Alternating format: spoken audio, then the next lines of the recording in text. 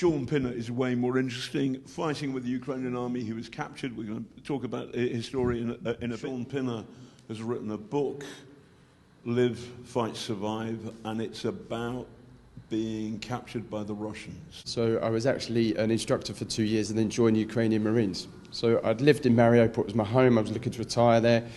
I loved it was a beautiful city. And then on the day of the invasion, I was on routine deployment with my unit just outside Pavlopol. And on the first day of the invasion, it was just shock and awe. We fought back for several days back into Mariupol, and then we held out at Ilachar for 6-7 more weeks. And then eventually it was decided that we could try and find, get back to friendly lines or really negotiate a surrender. It was never an option to surrender.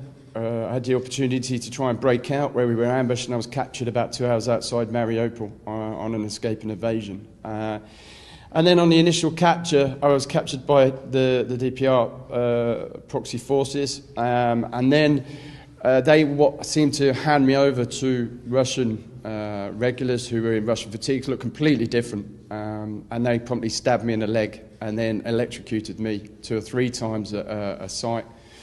And then I was taken back and handed back to the DPR and driven to Donetsk, where I was taken to a black site for 50 days, where I was starved, also electrocuted on the ears, beaten, and then put on a sham trial. I can keep going. I put on a sham trial, and where in 2 days they decided they were going to give me the death penalty. I was used for propaganda, but I mean the worst case of it was being starved. That's the worst torture ever.